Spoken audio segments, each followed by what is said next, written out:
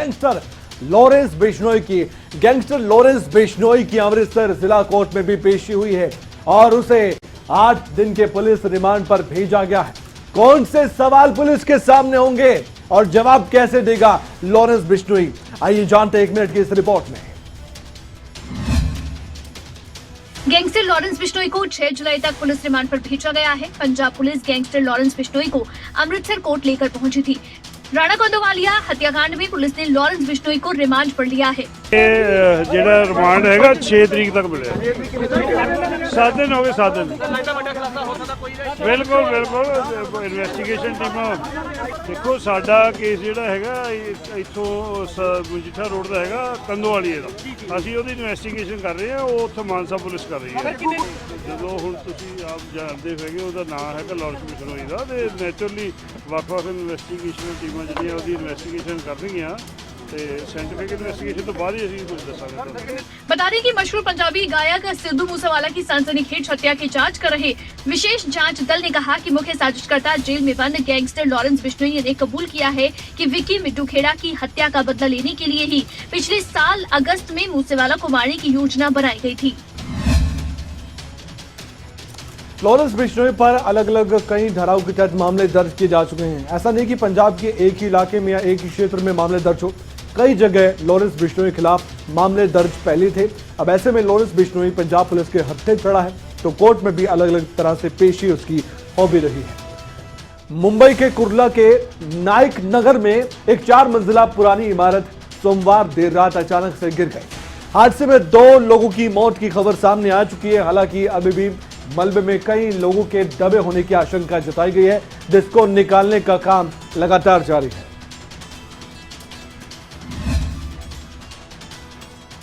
मुंबई के कुर्ला में उस समय अफरा तफरी मच गई जब नाइक नगर में एक 4 मंजिला इमारत गिर गई। हादसे की वजह से कई लोग मलबे में फंस गए, वहीं 2 लोगों की मौत भी हो गई। बताया जाता है अभी भी कई लोग मलबे में फंसे हैं, जिन्हें निकालने के प्रयास में एनडीआरएफ की टीम जुटी हुई है। इससे पहले इमारत गिरने की जानकारी मिलते ही दमकल और पुलिस विभाग की टीम मौके पर पहुंच गई और राहत बचाव कार्य शुरू किया गया। इमारत के गिरने की जानकारी मिलने पर मौके पर पहुंचे महाराष्ट्र के मंत्री आदित्य ठाकरे ने हालात का जायजा लिया, साथ ही रेस्क्यू अभियान को तेज करने को कहा। उनका कहना है कि करीब 5 से 7 लोगों को बचाया गया है। सभी 4 इमारतों को नोटिस जारी किया गया था, लेकिन इसके बावजूद यहाँ रह रहे लोगों ने इस मकान को खाली नहीं किया। सभी को बचाना हमारी प्राथमिकता है। उन्होंने कहा कि हम इन इमारतों को खाली करवाने और गिराने का काम करेंगे ताकि आसपास के लोगों को परेशानी न हो। हादसा कैसे हुआ, इसकी जांच अभी जारी है।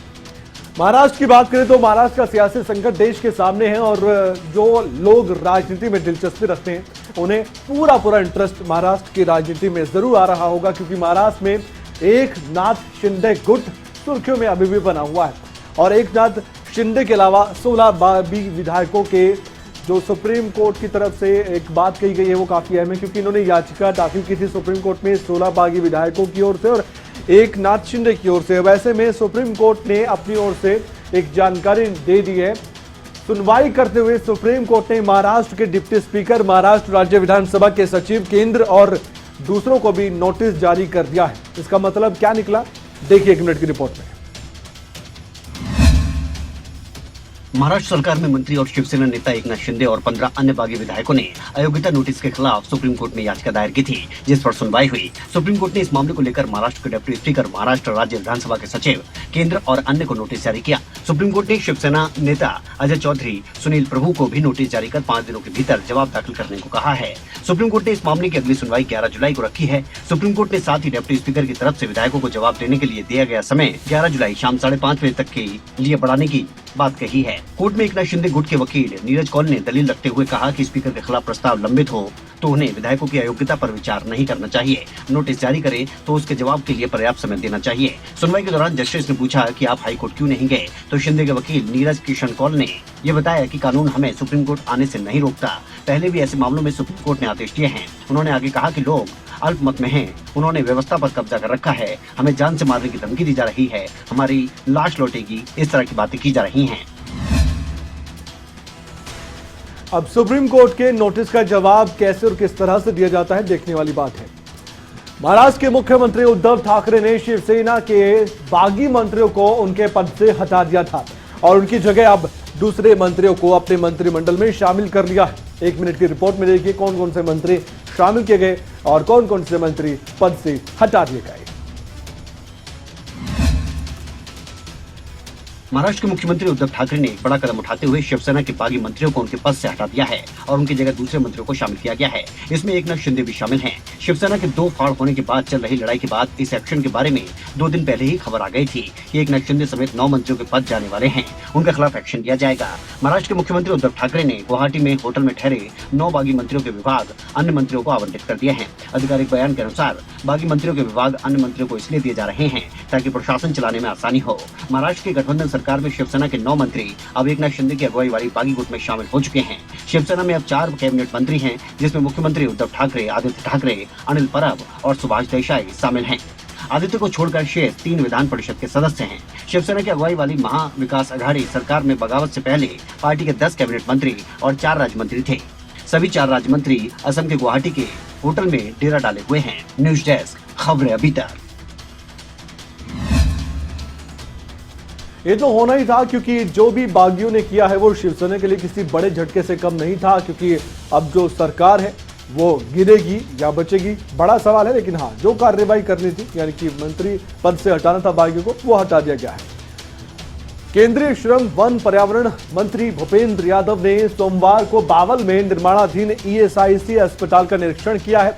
संबंधित अधिकारियों को निर्माण कार्य में तेजी लाने के भी बड़े निर्देश दे दिए गए हैं। केंद्रीय श्रम वन पर्यावरण मंत्री भूपेंद्र यादव ने कहा कि बावल औद्योगिक क्षेत्र में श्रमिकों को बेहतरीन चिकित्सा सुविधाएं प्रदान करने के उद्देश्य से ESIC अस्पताल का निर्माण करवाया जा रहा है। उन्होंने अधिकारियों से कहा कि अस्पताल के निर्माण में राज्य सरकार की ओर से किसी प्रकार की कोई बाधा है तो मेरे संज्ञान में लाया जाए, समस्या का तुरंत समाधान किया जाएगा। करीब 67 करोड़ रुपए की लागत से बनने वाले इस 2 मंजिला अस्पताल में 100 बेड की व्यवस्था की जाएगी, जिससे श्रमिकों को अच्छा इलाज मिल सकेगा। केंद्रीय मंत्री भूपेंद्र यादव अधिकारियों के साथ निर्माण स्थल पर पहुंचे और बारीकी से निरीक्षण किया।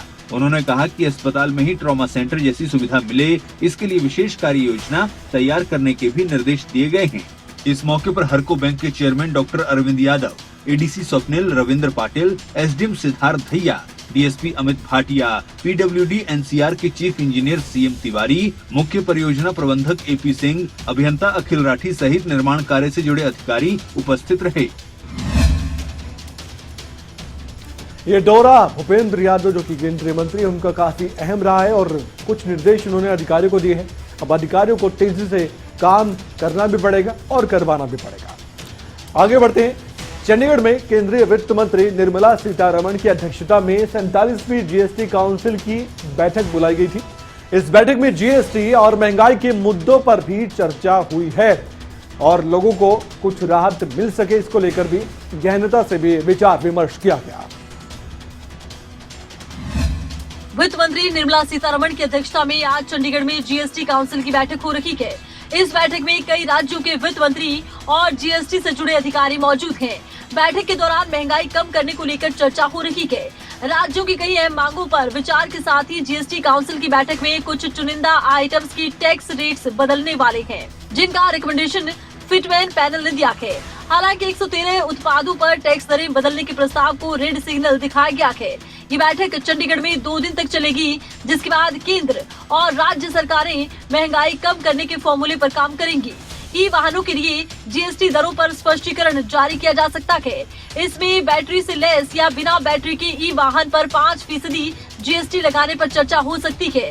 साथ ही ऑनलाइन गेमिंग, कसिनो और घुड़दौड़ पर 28% GST लगाने पर विचार हो सकता है। इस बैठक का मुख्य उद्देश्य महंगाई पर लगाम लगाना है। बैठक को लेकर आम लोगों के साथ ही व्यापारियों को भी काफी उम्मीदें हैं। अब सवाल तो बड़ा है कि जो चर्चा चल रही है उस चर्चा का जो अंतिम निर्णय है वो क्या होता है। क्या वाकई में आम आदमी यानी कि आपको महंगाई से राहत दिलवाने की कोशिश GST काउंसिल की बैठक करेगी? सब कुछ साफ हो जाएगा। केंद्र सरकार की युवाओं के लिए घोषित अग्निपथ योजना के खिलाफ पलवल में भी विरोध प्रदर्शन देखा गया। कांग्रेस के नेता करण सिंह दलाल के नेतृत्व में सैकड़ों की संख्या में कार्यकर्ताओं ने गदपुरी गांव के नजदीक नेशनल हाईवे पर बनाए गए टोल प्लाजा पर ही विरोध प्रदर्शन करना शुरू कर दिया गया था। क्या कुछ कहा गया इस विरोध प्रदर्शन के जरिए, आइए जान लेते हैं 1 मिनट की इस रिपोर्ट में। अग्निपथ योजना के प्रदेश व्यापी धरना प्रदर्शन और आंदोलन के तहत पलवल के पूर्व विधायक कर्ण दलाल के नेतृत्व में गदपुरी स्थित टोल प्लाजा पर धरना प्रदर्शन किया गया। धरना प्रदर्शन के लिए आयोजित पंचायत की अध्यक्षता दुधोला गांव के बुजुर्ग जैलदार करतार सिंह ने की। कांग्रेस पार्टी के पूर्व विधायक कर्ण दलाल ने इस दौरान कहा कि केंद्र सरकार अग्निवीरों के रूप में घटिया फौज और पैरामिलिट्री फोर्स तैयार कर रही है। वरिष्ठ नेता एवं पूर्व विधायक कर्ण दलाल ने टोल प्लाजा को लेकर चल रहे धरनों को समर्थन देते हुए किसान संघर्ष समिति के लोगों से आह्वान भी किया कि वो लोग आने वाले दिनों में टोल प्लाजा से आंदोलन को अपने हाथों में लेकर इसकी अगुवाई करें। किसान संघर्ष समिति में वो ताकत है जो इलाके की आवाज को बुलंद कर सकती है। एक इतनी बहुत ही घटिया फौज की या जो हमारे पैरामिलिट्री फोर्सेज हैं उनकी जो भर्ती का 4 साल के लिए जो ये कार्यक्रम बनाया है, ये नौजवानों के साथ भद्दा मजाक है। इससे पहले भी कांग्रेस के नेताओं ने अग्निपथ योजना के खिलाफ खूब हो हल्ला भी किया और साथ ही केंद्र सरकार को ये चेतावनी भी दी थी कि अगर ये योजना वापस नहीं ली जाती है तो आने वाले वक्त में भी बड़ा विरोध प्रदर्शन होगा। सीएम फ्लाइंग की टीम अक्सर एक्शन मोड में रहती है और पलवल शहर में भी मीनार गेट चौक के नजदीक स्थित मिठाई की एक दुकान पर एक बार फिर से सीएम फ्लाइंग की टीम ने छापेमारी की। इस दौरान गोदाम में 22 घरेलू गैस सिलेंडर जब्त किए गए। इसके साथ ही इसी टीम ने मिठाई के भी सैंपल लिए। क्या इन मिठाई के सैंपल जो लिए गए उसमें कोई गड़बड़ी पाई जाती है, ये जरूर जवाब आने वाले वक्त में मिलेगा। लेकिन फिलहाल छापेमारी किस तरह से की गई थी 1 मिनट की रिपोर्ट में आपको जानने को मिलेगा।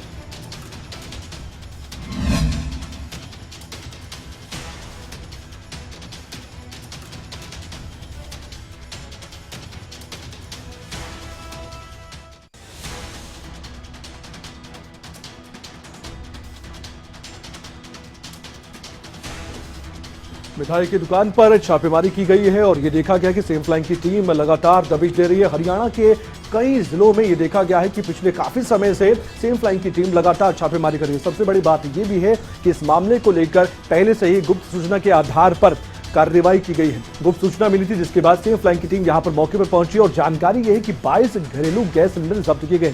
इस टीम ने मिठाई के लिए सैंपल लिए थे और उसके बाद इन सैंपलों को भरा गया। तस्वीर आप देख सकते हैं, इन तस्वीरों में देखा जा सकता है कि जब सीएम फ्लाइंग की टीम यहां पर पहुंची उसके बाद हड़कंप सा मच गया था और हड़कंप मचते ही अपनी कार्रवाई सीएम फ्लाइंग की टीम ने करना शुरू कर दिया था। इस पूरे मामले को लेकर जानकारी यही दी गई कि अब सैंपल के रिपोर्ट का इंतजार है कि कब सैंपल की रिपोर्ट आती है और कब कार्रवाई होती है।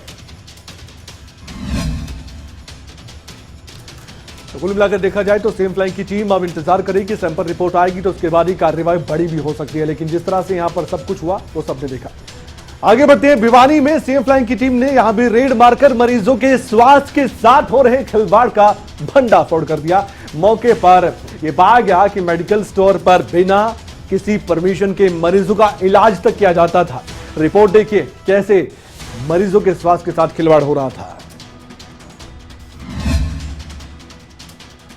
भिवानी में एक बार फिर से सीएम फ्लाइंग एक्शन मोड में दिखाई दी। टीम ने लोगों की सेहत से खिलवाड़ करने वाले आरोपियों को पकड़ा। दरअसल सीएम फ्लाइंग को गुप्त सूचना मिली कि एक मेडिकल स्टोर पर काफी गड़बड़ झाला है। इस दौरान सीएम फ्लाइंग ने स्वास्थ्य विभाग की टीम के साथ रेड की तो यहाँ पर कई ऐसी दवाएं मिली जो यहाँ नहीं बेची जा सकती थी और साथ ही बिना अनुमति और डॉक्टर की डिग्री के मरीजों का इलाज भी किया जा रहा था। गुप्त सूचना मिली थी कि दादरी गेट भिवानी के पास एक मेडिकल स्टोर है जो दवाइयों के साथ साथ उनके लोगों को इलाज किया जा रहा है, एडमिट किया जा रहा है, ग्लूकोज चढ़ा जा रहा है, जो वो गलत है। हमने ड्रग्स इंस्पेक्टर और डॉक्टरों की टीम संयुक्त टीम तैयार करके वो हम जो यहाँ पे चेक किया गया वो सच्चाई पाई गई। यहाँ बच्चे एडमिट भी हैं, कुछ दवाइयाँ ऐसे हैं जो दवाई नहीं दे सकते मेडिकल स्टोर वाले, उस पर हम नियमानुसार कार्रवाई कर रहे हैं। अक्सर पैसे के अभाव में लोग छोटी मोटी बीमारी का इलाज मेडिकल स्टोर पर ही करवाने लगते हैं और ऐसे में कई बार बिना डॉक्टर की डिग्री के ये स्टोर संचालक मरीज की हालत को बिगाड़ देते हैं जो जानलेवा साबित हो सकती है। इस तरह के मामलों को देखकर लोगों को भी जागरूक होना होगा। अगर कोई भी दिक्कत परेशानी स्वास्थ्य संबंधी होती है तो सीधे डॉक्टर से मिलना चाहिए, ना कि मेडिकल स्टोर पर जाकर सीधे आप दवाई लेकर खा ले। उससे सिर्फ और सिर्फ स्वास्थ्य और ज्यादा बिगड़ जाता है, स्थिति भी आपकी सही नहीं हो पाती। पंचकुला में प्रशासन की बड़ी कार्रवाई देखने को मिली है। अधिकारियों ने कई लोगों के अवैध मकान बताकर उन्हें गिरा दिया, जिसके बाद लोगों को अपने परिवारों की चिंता सताने लगी है। 1 मिनट की रिपोर्ट देखिए, कार्रवाई क्यों और किस तरह से की गई है। एक तरफ तो प्रदेश सरकार स्वामित्व योजना के तहत लाल डोरे के अंदर बने मकानों की रजिस्ट्री कर उनके मालिकों को मालिकाना हक सौंप रही है, तो वहीं दूसरी तरफ लंबे समय से अपने आशियाने में रह रहे लोगों के मकानों को अवैध कब्जा बताकर गिराया जा रहा है। नगर निगम पंचकुला के वार्ड नंबर 20 के गांव जलोली में निगम अधिकारियों ने अवैध कब्जा बताकर कई गरीब आदमियों के आशियाने को पल भर में धराशायी कर दिया, जबकि इन मकानों के मालिकाना हक का मामला न्यायालय में विचाराधीन है। यहाँ 29 घंटे बना हुआ इस गांव के अंदर, उसकी फरमाइश हुई थी। उसके एरिया के अंदर जो बाउंड्री वाल के अंदर जो इलीगल अवैध कब्जे थे, घर थे या पशुओं के बाड़े थे, उनकी फरमाइश करा के रेवेन्यू वालों से, और जो फरमाइश के अंदर आए हैं उनको गिराया गया। वहीं जब मकानों को तोड़ा जा रहा था, उस समय हरियाणा के पूर्व उप मुख्यमंत्री चंद्रमोहन व वरिष्ठ कांग्रेस नेता विजय बंसल भी मौके पर पहुंचे और वहां मौजूद अधिकारियों से पीड़ितों को 1 दिन की मोहलत देने की बात कही। फिलहाल जिन लोगों के मकानों पर पीला पंजा चला, अपने परिवार की चिंता सताने लगी है और वो मांग कर रहे हैं कि उनके पक्ष में प्रशासन कोई कदम उठाए। अब अपनी कार्रवाई तो प्रशासन कर रहा है, लेकिन सोचना उन लोगों के बारे में जरूर चाहिए जो यहाँ पर बसते थे। उनका आशियाना उजाड़ दिया गया है, कारण कोई भी हो, लेकिन फिर भी प्रशासन सरकार को थोड़ा तो इन लोगों के बारे में अब आगे सोचना होगा। गुड़गांव पुलिस को एक बड़ी कामयाबी हाथ लग गई है। दरअसल बाबूपुर गांव के सरपंच पर हुई फायरिंग के मामले में अब मुख्य आरोपी को गुड़गांव पुलिस ने आखिरकार गिरफ्तार कर लिया।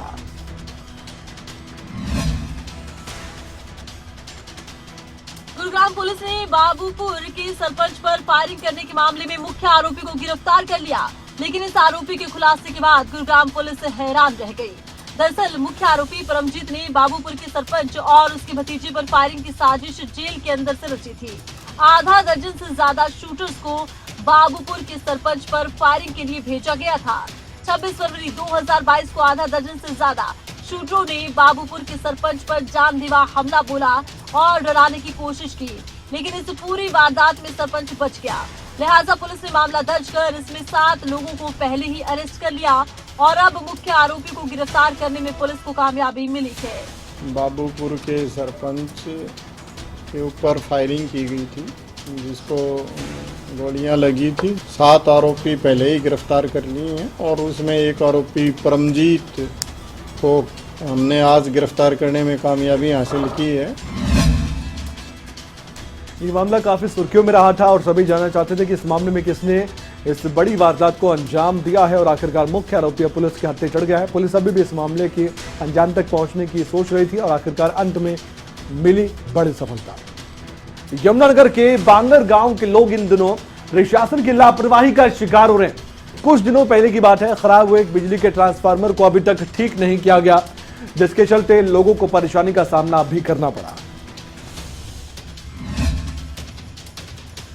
भले ही हरियाणा की सरकार 24 घंटे बिजली देने का दावा करती हो, लेकिन शायद बिजली विभाग की मनमानी के चलते अब भी कुछ ऐसे गांव हैं जहां लोग चिलचिलाती गर्मी में बिजली के संकट से जूझ रहे हैं। ऐसा ही गांव है यमुनानगर के छछरौली खंड का सलेमपुर बांगर गांव, जहां 3 दिन से गांव का ट्रांसफार्मर खराब है और ग्रामीण विभाग से गुहार लगाकर थक चुके हैं, जिसके चलते ग्रामीणों ने छछरौली के UHBVN के ऑफिस के बाहर धरना दिया। इस दौरान उन्होंने बताया कि बिजली न आने की वजह से उनकी जिंदगी नरक बन गई है।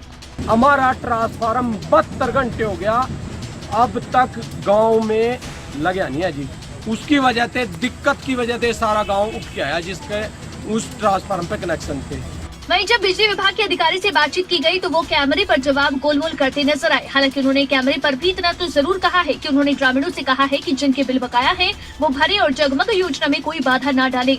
दूसरी ओर ग्रामीणों ने चेतावनी दी है कि आज उनके गांव में बिजली ठीक नहीं की गई तो वो कल रोड जाम करने को मजबूर होंगे, जिसकी जिम्मेदारी प्रशासन की होगी। तो बिजली न आने से गांव वाले परेशान हैं। अब बिजली निगम के अधिकारी क्या गांव वालों की सुध लेते हैं, देखने वाली बात है। खबर तो आपके सामने है। प्रधानमंत्री नरेंद्र मोदी यूएई के लिए रवाना हो गए हैं। पीएम मोदी जर्मनी में G7 शिखर सम्मेलन में हिस्सा लेने के लिए गए हैं और उसके बाद यूएई रवाना हुए हैं। पीएम मोदी संयुक्त अरब अमीरात के लिए उड़ान भर चुके हैं।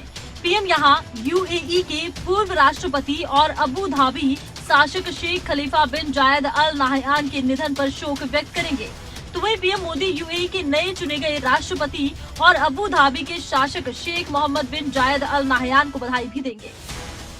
वहीं आपको बता दें कि जर्मनी में G7 शिखर सम्मेलन में पीएम मोदी ने उपस्थिति की और विश्व मंच पर भारत के महत्व को एक बार फिर से साबित कर दिया। पीएम मोदी की मौजूदगी ने दिखाया कि भारत की उपस्थिति को सभी महत्व देते हैं और भारत को सभी समाधान प्राथमिकता के रूप में देखते हैं। G7 के पहले सत्र में पीएम मोदी ने जलवायु, ऊर्जा और स्वास्थ्य पर बात की, जबकि दूसरे सत्र में पीएम ने खाद्य सुरक्षा और लैंगिक समानता के मुद्दे को संबोधित किया, जिसमें भारत के महिला नेतृत्व वाले विकास दृष्टिकोण पर जोर दिया गया। रूस और यूक्रेन पर प्रधानमंत्री ने शत्रुता को तत्काल समाप्त करने समेत भारत की स्थिति को स्पष्ट किया। पीएम का ये विदेशी दौरा अपने आप में बहुत महत्वपूर्ण है। दिल्ली में मॉनसून बीते 12 सालों में तीसरी बार समय से दस्तक देने से चूक गया है। दिल्ली में मॉनसून के आने का समय 27 जून का था, लेकिन अब मौसम वैज्ञानिकों की माने तो अनुमान लगाया गया है कि मॉनसून दिल्ली में 29 जून या 30 जून तक दस्तक देगा। दिल्ली में मॉनसून बीते 12 सालों में तीसरी बार समय से दस्तक देने में चूक गया। दिल्ली में मॉनसून के आने का समय 27 जून था। अब मौसम वैज्ञानिकों का अनुमान है कि मॉनसून 29 या 30 जून तक दस्तक देगा। मॉनसून दिल्ली से कुछ ही दिन दूर है और पहले 10 दिनों में अच्छी बरसात होने के आसार हैं। मॉनसून 29 जून तक उत्तर पश्चिम भारत और 6 जुलाई तक पूरे देश में छा जाएगा। IMD के मुताबिक हिमाचल प्रदेश, पूर्वी राजस्थान और पश्चिमी उत्तर प्रदेश में 28 से 30 जून तक व्यापक वर्षा का अनुमान लगाया गया, जबकि 29 और 30 जून को पंजाब, हरियाणा और दिल्ली में बरसात के आसार हैं। मौसम विभाग के मुताबिक हिमाचल प्रदेश में अलग अलग जगहों पर बिजली और तेज हवाओं के साथ साथ बौछार पड़ने की संभावना। उत्तराखंड, उत्तर प्रदेश, पूर्वी राजस्थान, मध्य प्रदेश में अलग अलग स्थानों पर बिजली भी गिरने की आशंका जताई गई। मौसम विभाग के मुताबिक दक्षिण पश्चिमी मानसून के लिए अरब सागर और गुजरात के शेष हिस्सों, उत्तराखंड, हिमाचल प्रदेश और जम्मू कश्मीर के कुछ हिस्सों में अगले 3 से 4 दिन में बरसात की स्थितियां बनेंगी।